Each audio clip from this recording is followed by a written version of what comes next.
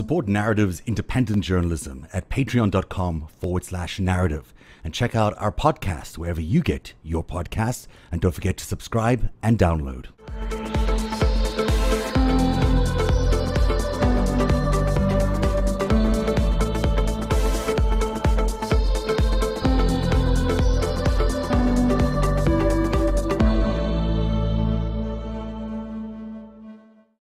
Hey everybody, welcome to Narrative Live. Hello, Eric, can you hear me? You sound great. Ah, awesome. You sound great too. Nice to see you. Well, yay. LB, you're there? I'm here. Awesome. And the man we've been dying to speak to, and he's here tonight, David Shimer, who's the author of the new book, Rigged, that everyone is raving about, including Hillary Clinton, which is quite an endorsement to get. How are you doing, David? I'm doing well. Yeah, thank you guys so much for having me. It's great to have you on. Your book is certainly beginning to cause a lot of waves, especially as people enter the election season in proper form. But I noticed in your book that you're laying some of the blame, at least, at the Obama administration for not taking all of this as seriously as they might have early enough. Is that an accurate assessment? I don't know if blame is the right word. I think what I try to do in the book is to recreate the debates that were taking place in the Obama administration in the summer and fall of 2016 about how to respond to Russia's operation based on the intelligence that they had before them. And it's a riveting, exciting story that I also think is tremendously instructive because it shows us what makes it difficult to defend against a covert operation to interfere in an election in the digital age. And what I found, and is kind of the core thesis of that section of the book, is that Russia was engaging in two types of interference at once. They were systemically targeting our voting systems with the Russian military intelligence was doing this, the GRU, and they did have the capability to manipulate our voter data and even our vote tallies, as folks like John Brennan and Jay Johnson recounted to me. But at the same time, Russia was hacking and releasing emails, and they were also spreading massive amounts of propaganda on social media. And what I found is that for President Obama, balancing those two forms of interference at once, responding to both of them at once, was very difficult, and he prioritized the former. He cared most about preventing an election day cyber attack against our voting systems, and as a result, the latter, the mine section, the manipulation of public opinion forms, the emails and what was known about social media, which was quite limited, was sort of put off as we could respond to this later. So much so that on election day itself, as I revealed, the White House was running a secret crisis team, as was DHS, bracing for a Russian cyber attack against our voting system. So I don't know if blame's the right word. I just think I want people to understand why President Obama responded the way he did to Russia's operation based on the interviews I conducted with 26 of his advisors. And I hope readers will make their own judgments about whether they think the decisions he made were warranted, and if they would handle it differently moving forward, because I think that's what we should all be thinking about. This is, I think, the story of the century and the most important story in American democracy in our lifetimes, which has become more and more clear over the last 4 years. How did you stumble upon this topic, and what made you go to such depths here? Because this is the most cohesive, coherent, broadest, best researched book in the unclassified space probably ever on this topic. How did you get into it? Sure. So, and yeah, maybe first I'll say what the book is about for folks who might not be familiar with it. So what I do in this book is I restore history to the subject of covert electoral interference, which is covert operations to interfere in overseas elections. And I did that in answer to your question because I found it not only disturbing, but dangerous how little of this history was known after 2016, so that in the public, 2016 was viewed as this unprecedented event. But the problem when something's unprecedented is that there's no history, and you could manipulate people's perception of it. You could create myths, you can create lies, because it exists in a vacuum, when in reality it's anything but. So in this book, I show how the Soviet Union and America, the CIA, have interfered in elections all over the world in the 20th century. Predominantly during the Cold War and competition between the KGB and the CIA. I then show how Putin's Russia has interfered in elections all over the world in the 21st century using same old ideas, but just digital means. And then I show what happened in 2016 with that history in the backdrop, and go through the Trump era as well before charting out a path forward for democracies everywhere, because this is a global story. And in terms of how I got into this subject, I was reporting for the New York Times in Germany in the summer of 2017, and I was able to spend several hours with a former East German intelligence officer, the Stasi, and he walked me through a spectacular operation that he helped execute in 1972 that decisively altered the outcome of a democratic vote of succession in West Germany to keep Willy Brandt in power. I saw that. I saw 2016, and in my mind, I just wondered, how many more examples of this are there? How far back does this history go? And I ended up studying that as for my PhD, and the research just took on a life of its own. I ended up interviewing more than 130 people, as you pointed out online, 8 former CIA directors, Bill Clinton, a former KGB general, all sorts of folks across 6 countries, thousands and thousands of archival documents. And I just kind of became obsessed with it because I really believe that in order to understand our current plight, in order to understand why America is so exposed and what we can do about it, we have to understand our own past. We have to identify the patterns of history in order to understand what happened in 2016 and what we can do about it. So that's why I wrote this book, and I really hope that it helps folks understand our current moment in a much more comprehensive way. Yes, So David. Yes. Love it. Yes, So context for the current moment. For the context of that, for people who don't remember these long ago years, of 3 whole years ago, which feels like 3 decades, you're around the time that Jim Comey has been fired. They have appointed Robert Mueller, and in the media, America and other countries are hearing it's a Russia hoax on left and right, which is very interesting given Russian military political science.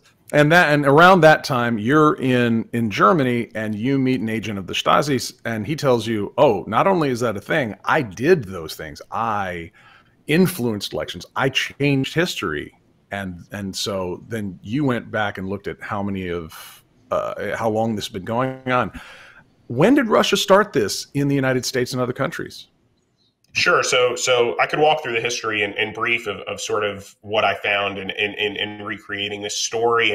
And the starting point is in 1919, which is when Vladimir Lenin, the first Soviet leader, founded something known as the Communist International, which was an international organization of communist parties with the express purpose of bringing those communists into power, abolishing their pre-existing governments and shedding their national borders. And in doing so, that necessitated the idea of, in order to get communists into power, you should interfere in their elections. So what Lenin's Communist International and then Stalin's Communist International did was provide money, provide propaganda, provide instruction to communist parties all over the world, including in the United States. But this was very limited in its effectiveness and reach. It was really most significant as an idea. But these communist parties struggled during the interwar period. A real turning point comes at the end of the Second World War, where Joseph Stalin then has his forces move through Eastern Europe and aggressively interfere and rig, really, the elections in countries like Poland, East Germany, and Hungary with tactics that directly foreshadow Putin's. Things like altering voter data, targeting actual vote tallies, purging voter rolls, spreading massive amounts of propaganda, millions of posters and pamphlets and leaflets designed to manipulate public opinion. And a kind of a pivotal moment in this history comes when, after those Eastern European elections, after Eastern Europe becomes filled with communist governments, the Truman administration decides we are not going to let Italy go communist, because there was an election in which the communists allied with the Social Democrats were competing against against the Christian Democrats. So what Harry Truman decided was, we are going to authorize the CIA to engage in covert action with the express purpose of interfering in an election. That is the starting point of his CIA's history of covert action. In fact, a massive operation follows to interfere in the Italian election. It ends up working from the perspective of the CIA, because the Christian Democrats won, at which point they decide, we are going to make this part of our foreign policy strategy. So the CIA and KGB then interfere in elections all over the world between 1948 and 1991 in places like Chile, Guyana, Japan, El Salvador, again, targeting both voters' minds and actual vote tallies. And then finally, a divergence takes place after the Cold War, where America moves away from this practice, with rare exceptions that I also detail in the book, whereas Russia not only rediscovers it, but doubles down on it and enhances it with the internet, and is now once again, as in 1919, interfering in elections all over the world. They just have much greater reach, much greater potential as a result of the internet and new ambitions in the leader of Vladimir Putin. There's nothing wrong, is there, with the idea of interfering in another country's elections if you're doing it overtly? I mean, it seems like a part of a democratic process that everyone should have sort of a vote or a voice in the world affairs, and there's nothing wrong if Vladimir Putin says he prefers, Trump over Hillary Clinton. That seems perfectly legitimate, as long as he's not doing it. But would that be covert interference? I'd love for David to define that. You very specifically at the top of your book define the words that you use and make it really clear what you're specifically talking about, which is not just weighing and having opinions or, it's this covert interference.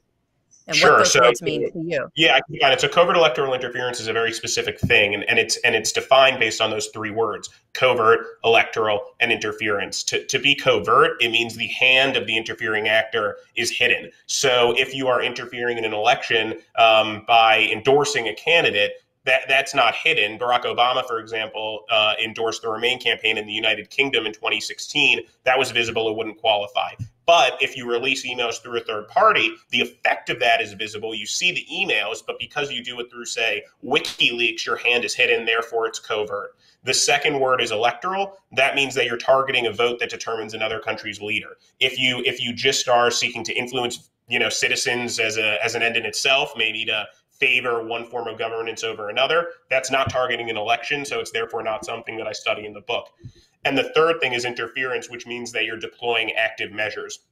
You're not just watching, you're acting, you're interfering. So if you just hack into the DNC and keep the materials you have to study them, that doesn't count. But if you then have those materials and then release them into the public domain in order to interfere in an electoral process, you therefore are engaging in interference. So I define covert electoral interference as a concealed foreign effort to manipulate a democratic vote of succession. And as it turns out, that is a phenomenon that has underlied 100 years of history across the United States, across Russia, around the world, including many Cold War era U.S. elections that the KGB aggressively targeted. So this is a wide-ranging and long-running story that makes Putin's operation seem like what it was, which is just a natural evolution of a long-running practice. Little about what he did was original. Everything about it was an extension of what had come before him. So what made 2016 so he knew what he was doing? Yeah, I mean, if you break down what he did, it makes it all seem a lot less impressive in some ways. Because, for example, what did he do? He sought to help Donald Trump, hurt Hillary Clinton, and sow discord. Help a candidate he liked, hurt one he didn't like, and sow discord. The KGB did that in almost every Cold War era U.S. presidential election. I spent 5 hours with a former KGB general who was stationed in the United States for over a decade. And he said, that's exactly what we did to hurt people like Richard Nixon or Ronald Reagan and to turn Americans against each other. So that's not original. Targeting voting systems, as the GRU did. Well, as I said, Joseph Stalin rigged votes across Eastern Europe, and Russian intelligence has been targeting voting systems in countries like Ukraine and elsewhere. So that's not original either.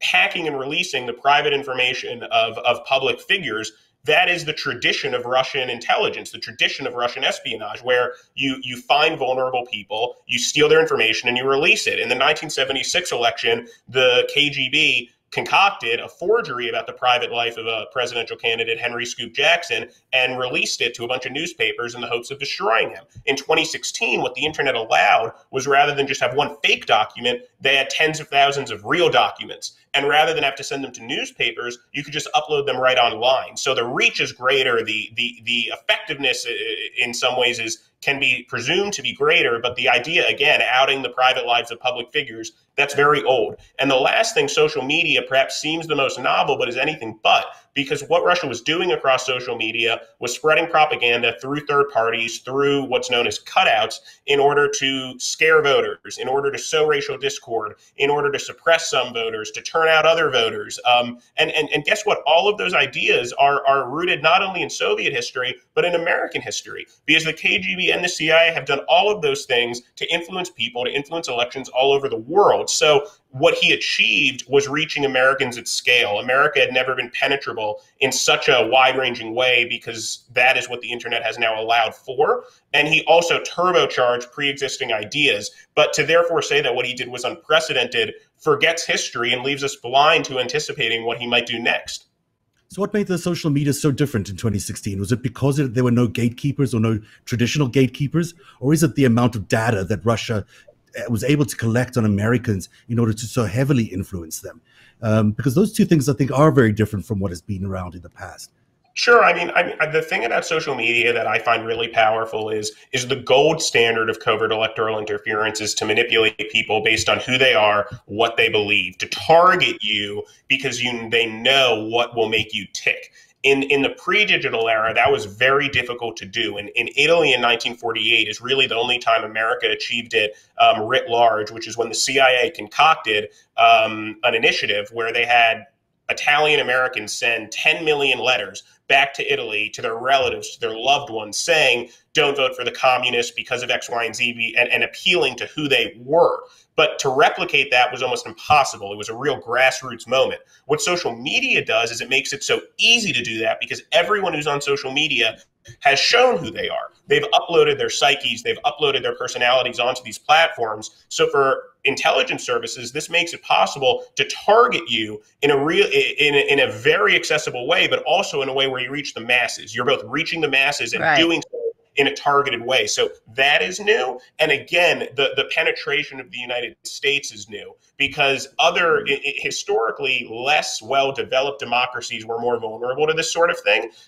Newer democracies were more vulnerable. America, even though the KGB tried, never really was influenced in one of its elections in any meaningful way. Social media changed the game in that regard, and it makes it so much easier to corrupt our information space because, like you said, no more gatekeepers. If you steal something, you can just put it right onto Twitter. So it's just made us more exposed. It's made it so that people can be manipulated based on who they are. But again, the tactics underlying what Russia does on social media, none of them are new. Mass customization of propaganda targeted to the psyche, because companies like Facebook did illegal scientific psychiatric experiments on people getting those. The profiling is not illegal. Cambridge Analytica. Yeah, it did. Cambridge Analytica. And they're being foreign, that adds a whole nother layer of this. But it's the same, the same playbook, which is why so many spooks had their hair on fire the whole year. They're like, we've seen this before. We know exactly what it is. We know exactly who it is. But this stuff with this social media is different, which is why, from my sources, I hear, they went to Silicon Valley in 2013, 14, 15, 16, and said, this is new. You need to pay attention. And those were the years of Snowden and WikiLeaks and the American media picking that up as if they were publishers and not disinformation agents, or worse, full-on agents of foreign powers. And so we didn't cover it that way, and here we are. LB? Yeah, I have kind of questions in this vein for you, David, because I feel like there's a couple of things I want to talk about. First of all, I want to know what it was like for you as a researcher and a writer. First of all, you had access to stuff that was just incredible. But what was the experience like for you? You said, things started revealing themselves and everything. Did you have we have this saying here of you either started on team cry or team puke, right? When you start researching and you kind of get a sense of, oh my gosh, look what happened to us. And, oh, we've been so blind. And then you start seeing the players. And depending on what rabbit hole you go down to, you end up either on your knees crying or on your knees in front of the toilet, just puking. So did you have moments like that? You don't have to share the bodily functions, but maybe where it was just, oh my God, just those revelatory moments where you could see it, where you could see the specificity and the scope all at once of what happened to us. And what was your experience of that? I'm just dying to know what that was like for you.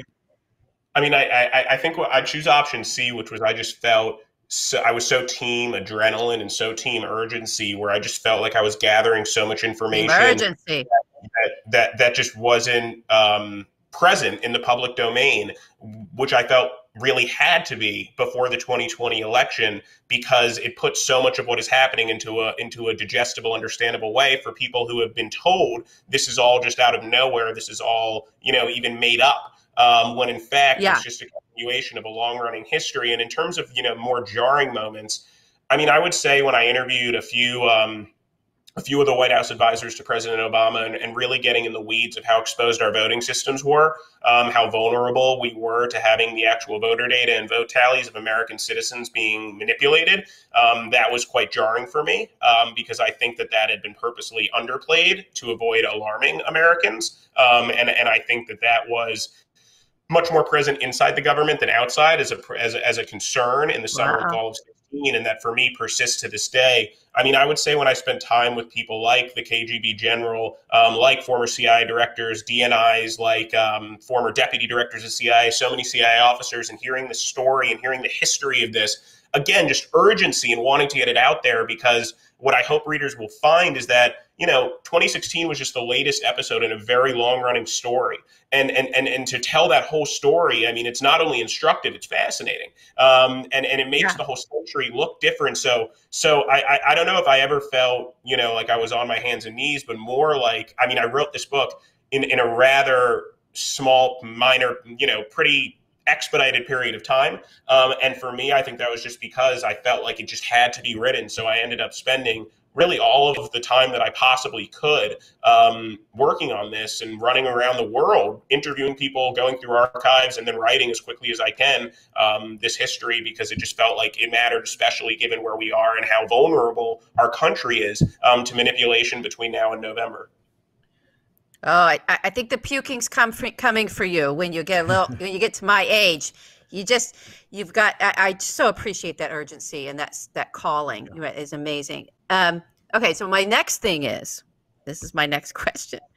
So understanding that this is a century-long perfected tactic of our enemy that we also had as well. I loved how you had all those notations in there, and I love that chapter on Italy. But we'll have another conversation about that another day, because it's all these things came clear for me. It was just wonderful history. But does it make any sense to you now, understanding the KGB's tactics, understanding the century-long perfection of these tactics, of how to influence people's minds, right? Because that's really what it was a mind influence. We're gonna lean into grievances, because boy, you can convert people into action with grievances. And okay, so up on the scene come these tools. All of a sudden, we start seeing social media sites, right? We have Web 2.0 happening. We have Facebook sort of emerging. Twitter then emerges. All these new platforms that looks like this is where the conversation for America is going to go. And also people are offering up their data. They're plugging their data in. If you're the KGB and you're looking at these emerging technologies, would you be looking at them in a way of saying, hey, these will be useful to us? These are the kinds of tools that we might want to have some control over, or at least some investment in, especially if you go back and you see that actual KGB affiliated officers who are also connected in organized crime in Russia, because it's the same thing over there, were investing hundreds of millions of dollars in these emerging technologies at really critical points for their growth and development. What is your take on that, knowing what you know about what their aims and their goals are and their century-long perfection of propaganda as a tool to influence, right? What you say is sort of there's individual and systemic that they're looking for in terms of election interference. So we're going to either change the outcome of an individual election, or we're going to have a systemic change that we're going to go for in a society that we're seeking to have our message, our control over, right? You don't influence an election unless you're trying to get an outcome that's favorable to yourself, if you're KGB or the US, right? Sure. That's the goal.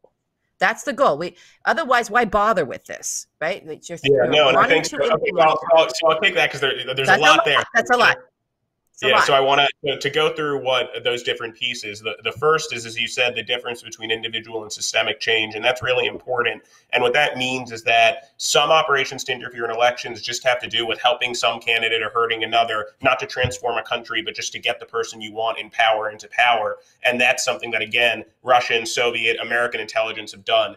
The other form of interference, which can go hand in hand with individual change, is systemic change, which means either trying to elect a candidate who will build up their democracy or tear down their democracy. And that's really where historically America and the Russians have diverged, because the Soviet objective was to elect communists who would disband their democracies. Putin's objective is to degrade, discredit, corrupt, and ultimately transform democracies. And American presidents sometimes wrongly have believed that they could use covert electoral interference to either defeat candidates who would degrade their democracies or to promote candidates who would maintain their democracies. But in terms of your point about the internet and the Russians, what I would say is that, A, we shouldn't overstate the case for the internet only being a good for authoritarians. Vladimir Putin is someone who's very paranoid about the maintenance of his own power and has seen the internet. He's called it a CIA project because he believes that the internet can be used by his own citizens to foment revolution against him, as he feared in 2011, especially when there were wide-ranging protests that he actually blamed on Hillary Clinton,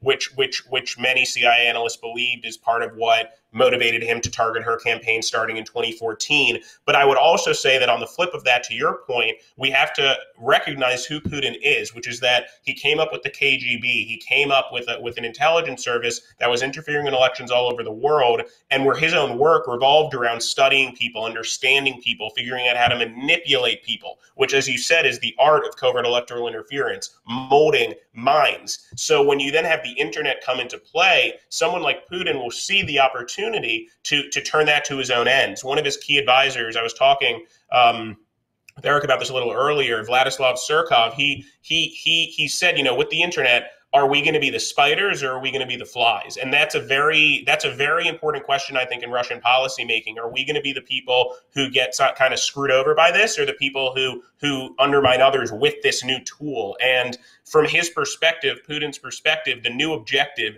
isn't to advance some ideology like communism. He's freed himself of ideological constraints. Yeah. He just wants to bring down democracy, to corrupt democracy, right, to degrade democracy. And what the internet does is it makes it so much easier to do that, because you can corrupt information spaces. You can do all these things we're talking about, all these tactics and tools with less money, with less planning time, and in more countries. So I think knowing who he is as a leader is really important, and seeing what he's after. And he's just seeking to, because he recognizes something that's important, which is that democracies die almost always as corrupted versions of themselves. It's not like the United States is going to be, invaded and overthrown. It's that the United States will slowly transform internally into a country that its own people don't necessarily recognize, and that reflects Russian attributes. And that's what Vladimir Putin is seeking to do in many different countries, preying upon, by the way, pre-existing weaknesses, pre-existing deficiencies and corruption. Right. It's not as though America is this perfect country that Putin is corrupting. Right. He's just exacerbating weaknesses and shortcomings that already exist. Now, Putin is not acting alone, and neither is Russia acting alone. I mean, there's obviously allies involved here, some of which appear to be also American allies, whether it's Israel, Saudi Arabia, or others. How do you square that away in terms of a geopolitical game that we're playing, when our own allies might be actually behind our backs cooperating with our adversaries?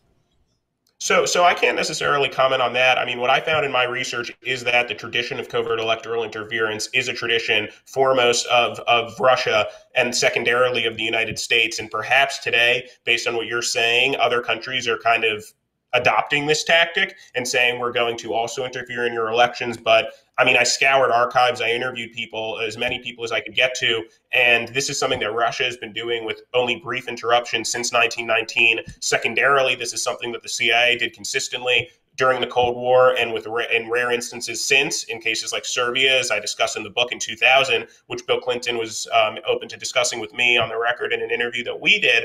And what's interesting, though, is that there could be a turning point here, because what 2016 was in the history sense is it was the first time that the issue of covert electoral interference registered with the world. Because before then, no one really thought about this much. It was something that happened in the shadows. People found it less interesting than things like coup plotting or things like assassinations. So no one, countries like Israel or Saudi or Iran or North Korea weren't, I don't believe, very conscious of the potential effectiveness of this. And after 2016, I've been very interested to see whether other countries will now start to imitate the former superpowers or the Soviet Union and Cold War America because now it's accessible. They can do this, but it's just not a part of the Saudi or Israeli tradition of intelligence as it is Russian intelligence. They just don't have any historical parallel.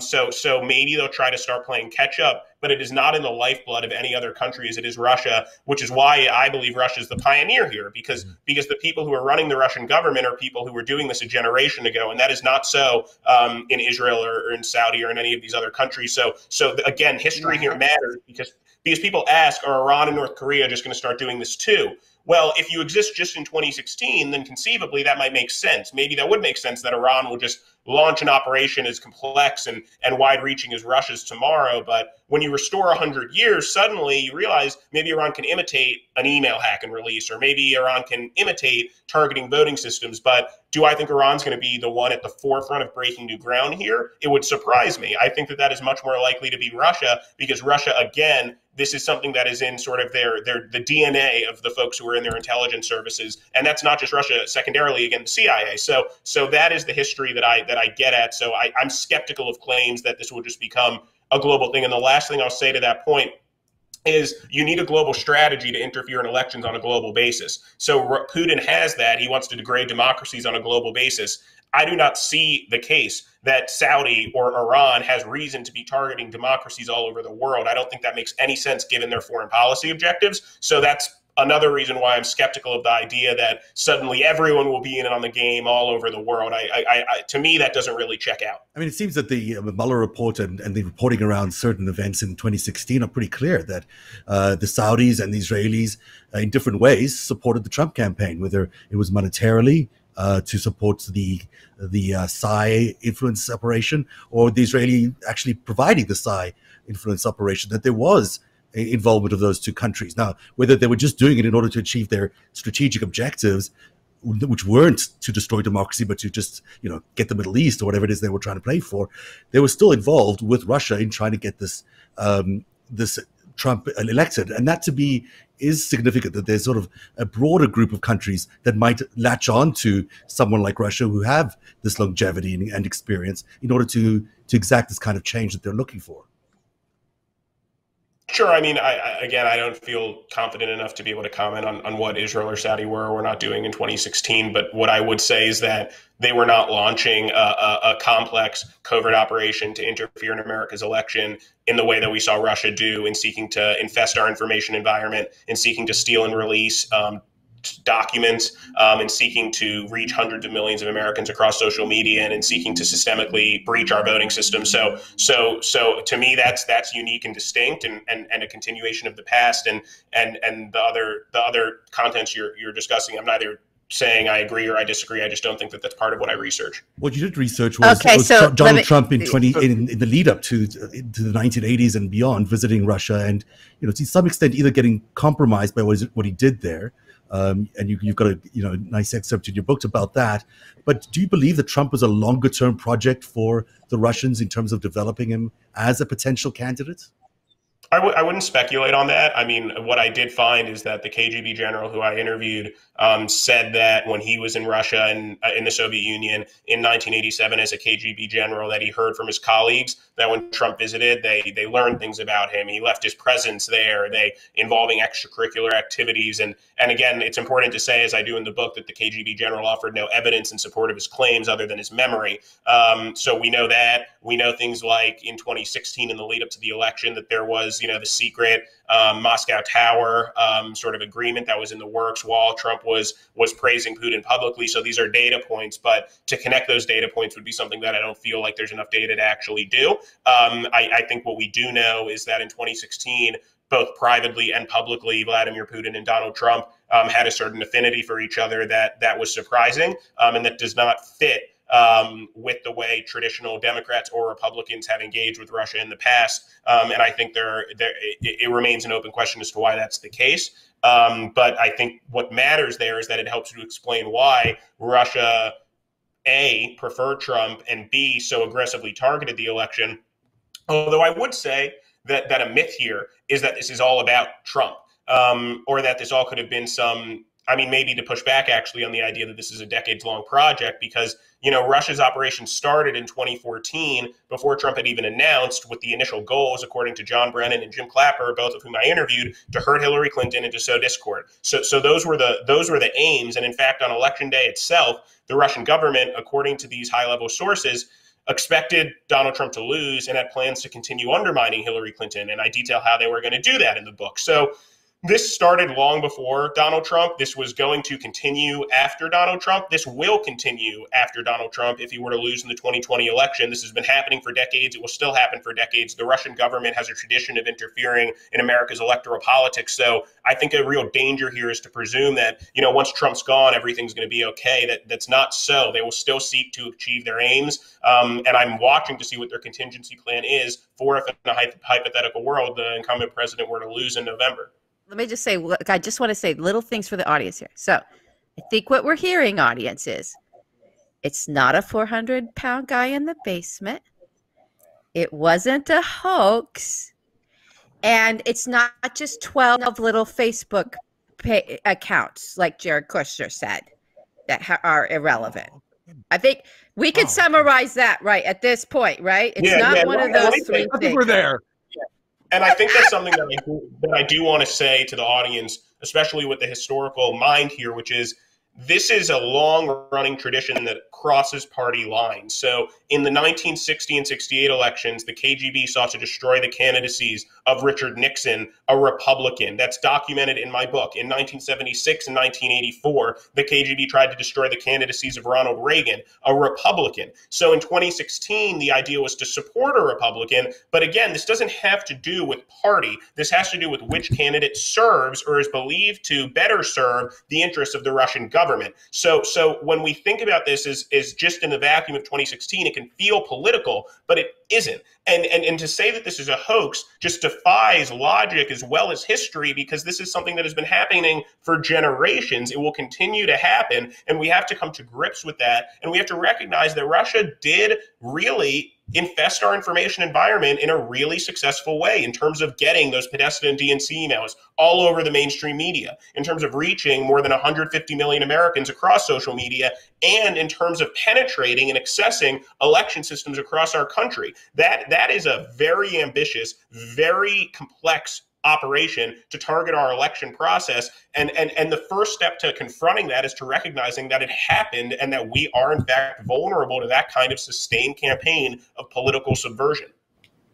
Eric? That is the thing that grabbed me when I first saw this book come out from Hillary Clinton, who I've never met, but she said, "This is a good book." I said, "Let me click on this," and then I looked at the intro, and it just grabbed me and yanked me through the computer screen about how serious this was, and about how Putin was in both, of course, everybody's mind through social media, but in the election system. And it looks like Barack Obama chose the red line to be the voting machines, but that they had reached that point. They could have changed this.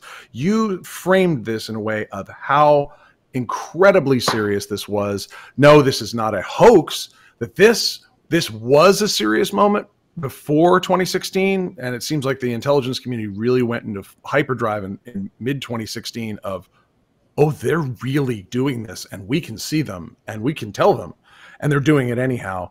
And we were faced with this horrible choice. And if I get the end of your book, if this is still serious, we haven't fixed this, even if we get rid of Trump and Barr and whatever, this is urgent. This is today. We have to decide, are we going to be sovereign? And I just want to dork out real quick on international relations. The definition of a nation is a place that has a shared culture, that has a defined border, that limits violence to the state within those borders and controls it through some form of law. And what I got the sense from a theoretical perspective is, if we have an impermeable layer in terms of information, if we don't have COGSEC, cognitive security for our people, we cease to be a country in a way. Would you agree with that?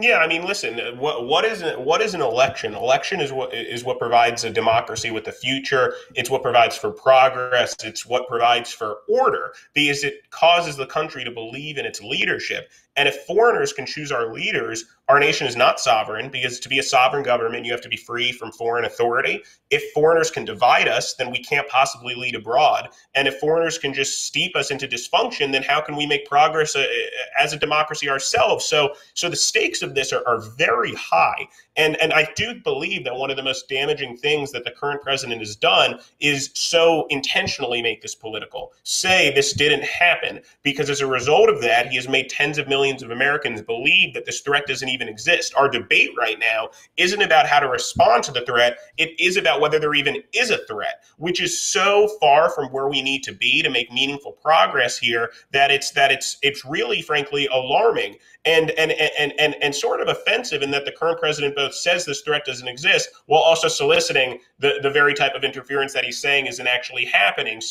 So I don't believe we're going to make meaningful progress here between now and November, because the current president has made clear that this is not a priority or even something that he'll recognize publicly as existing, which is unfortunate. But there is substantial progress to be made, whether there's a new Republican or Democratic president in the future. But we have to come together as a nation to make that progress, because this is a national threat. It's not a partisan threat. It's a threat to the very functioning of our country, because what does Russia want for our country? Dysfunction, the inability to make progress. And that affects everybody. Russia believes it serves its interests when the coronavirus is raging in this country, so there's chaos and disorder. Yes. When we're unable to progress around issues like climate change or racial injustice or police brutality, Russia wants us to be dysfunctional, not only because it makes it more difficult for us to lead, but because it makes it so that Russia could say to the world, see, the democratic model doesn't actually work. That's it's right. flawed and unenviable and a mess. And that's what they want for us. And that should offend every American, because every American should want a sovereign, well-functioning democracy to be the country in which they live. I want that. I want our country to make progress in moving forward as a well-functioning state. And I do not want for this country what Russia wants for this country,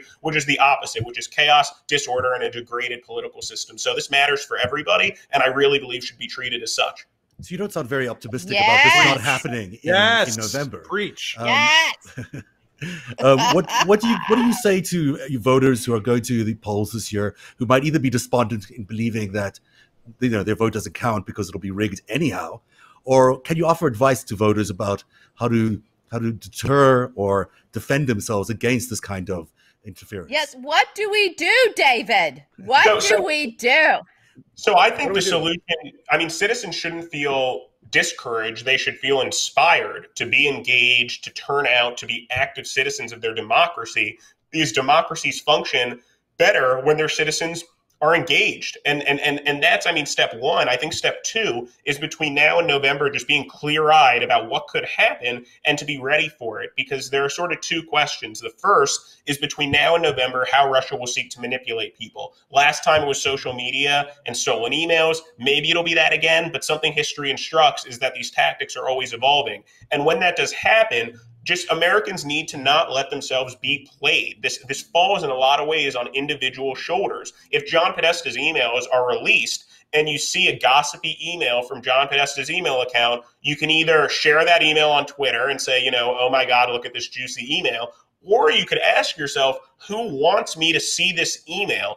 Who gave this email to WikiLeaks? Who is trying to manipulate me in my country? And that's a choice. In France, the emails of Emmanuel Macron's campaign were hacked in 2017, and they had almost no reach or impact, in part because the French public, journalists, citizens, and politicians said, we just saw what happened to America, and we don't want to basically be humiliated as our country was when this just took over our country. So the same goes for social media, being more discerning, more thoughtful on social media. Who's giving me this information? Is this information accurate? Am I getting news from reliable news sources? And this falls as well on journalists in not just running rampant with materials thrown at them, but asking critically, where is this coming from? Yes. And I report on that source. So this often falls on individual actors. I think it is not realistic to say that this is just up to the president. I think the president could make a lot of progress here, but citizens can too, as can the Congress, which for now has been completely inactive. You've seen no legislation passed around election security nor around social media regulation. So there's a lot of progress to be made that doesn't involve the White House. And I do believe that as long as citizens are engaged and aware, we can be much more invulnerable to this sort of activity. But at the end of the day, citizens just have to care. They have to care enough to push back against this kind of behavior, because if people don't care that foreign actors are manipulating our elections, then the fight is sort of lost. So the first step is just deciding that this is unacceptable, and I think I mapped out why I believe it is. And then the second is just trying to make your mind more fortified against this sort of malign activity. Now, you were speaking to because converted let me say here. something. Yeah. Go ahead, LB. Sorry. We all want to say something. So I just want to say here that you're identifying a couple things that I think are really important. And the first is that it is warfare being waged on us. They are attacking our democracy, and we're not soldiers. We're citizens, and we don't have any armor. We don't have a helmet. We don't have a shield. We don't have these things. So what David just laid out for everybody this is your helmet, this is your armor, this is your shield. You have to build your own protection against this attack. It is up to us individually, and because we also are not getting collective leadership about it. Our leadership is not, there are election interference bills they've been trying to pass, but they're all getting blocked. It's all getting messed up there on it. So we can't count on that. You have to count on yourself, and you have to call and demand that when it comes to our fourth estate, that they actually act responsible for you, for us.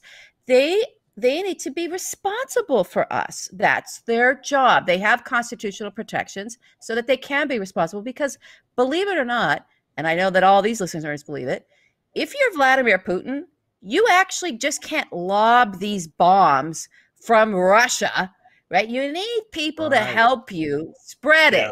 And they can help you either by just being, ill-informed citizens that are sharing and liking and, oh, this sounds good, I believe in this, or journalists who are carrying the water of this for whatever reason and not penetrating the conversation in a way that it needs to be penetrated about this kind of information warfare that's coming at us.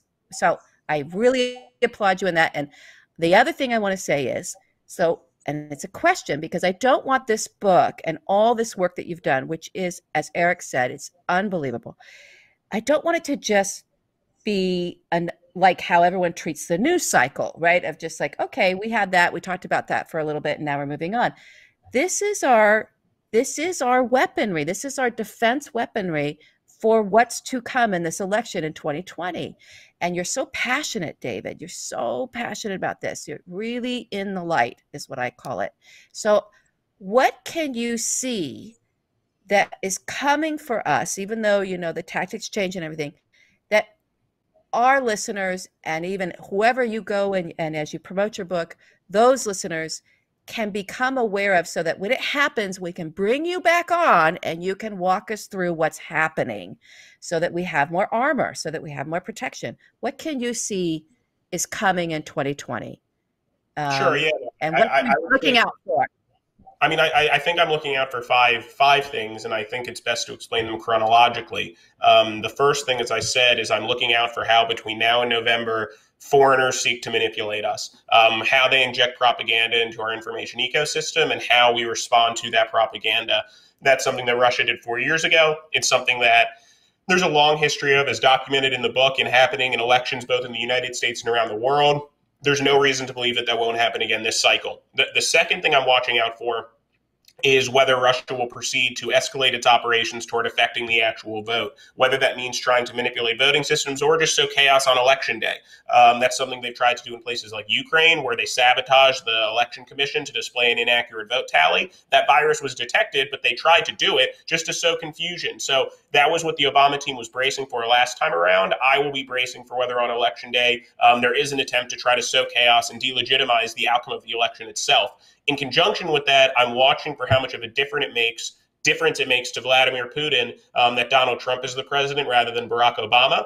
Barack Obama struggled in many ways to defend against Russia's operation, but at least he tried to, and at least he established that there would be, costs if Russia proceeded to actually manipulate voting systems, which was that red line. Whereas so far, I mean, there's no reason to believe that Donald Trump would punish Russia for interfering in our election. If anything, he wants that. So for Putin, the cost question has evolved considerably in terms of any punishment he might suffer for doing this sort of thing. So I think we should be watching for how that matters. I also think we should be watching for whether Trump ups his asks as time progresses if he's losing, because something that history reveals is that when leaders are losing in election campaigns and when they've shown a willingness to ask foreigners for help, they ask those foreigners for more help. This was most present in Russia's where Boris Yeltsin was running in 1996. And as I detail in the book, he begged Bill Clinton over time to help him get reelected, And toward as election day approached, he upped his ass. He started asking for more. This happened in places like Italy, like France in the Cold War. So I'm watching to see whether those asks increase. And the last thing I'm looking for is after Election Day, if Donald Trump loses, whether he will seek to incite unrest or violence. Something that I reveal in my book is that the White House was bracing for riots after the election results came in. They had riot crisis teams ready in case Donald Trump said the vote was rigged, turn out to the streets. And again, what history reveals is this isn't unique to him. In elections all over the world, when candidates who are in many ways undemocratic are competing at the ballot box, countries brace for violence, brace for the results to be disputed. This has happened in Italy, in Chile, in many different places. And the way for violence not really to end up happening is if the person who might incite violence loses by 20 points rather than half a point.